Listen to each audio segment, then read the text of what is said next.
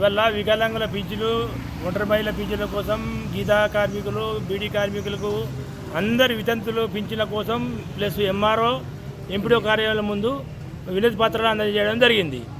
దానిలో ఏంది దీని అసలు విషయం ఏంటంటే కాంగ్రెస్ ముఖ్యమంత్రి రేవంత్ రెడ్డి గారు అప్పుడు ముందు ఎలక్షన్ల మూమెంట్లో ఏమని వాగ్దానం ఇచ్చిండు, వికలాంగులకు 4,000 ఉంటే 6,000 ఇస్తా, 2,000 ఉంటే 4,000 ఇస్తా అని చెప్పి చాలా వాగ్దానాలు కళ్ళబొల్లి మాటలు చెప్పి గద్దెనెక్కిండు. ఓట్లు దండుకొని గద్దెనెక్కి ఇవాళ నా దగ్గర పైసలు లేవు, నాకు అప్పోడు ఇత్తనే లేడు అని మాట్లాడుతుండు.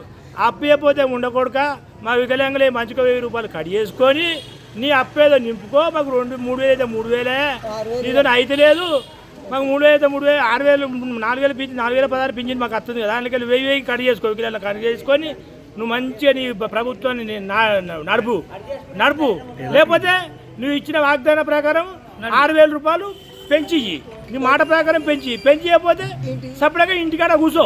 నీతో కాకపోతే మళ్ళీ ఎలక్షన్లో మాత్రం నీకు దండేసి నేను ఇంటికాడ కూర్చోబెడతారు. బిడ్డ రేవంత్ రెడ్డి అబద్ధాల మాటలు మానుకో, సిగ్గు శరం ఉండాలని ఆయన రేవంత్ రెడ్డి శరం ఖబర్దార్.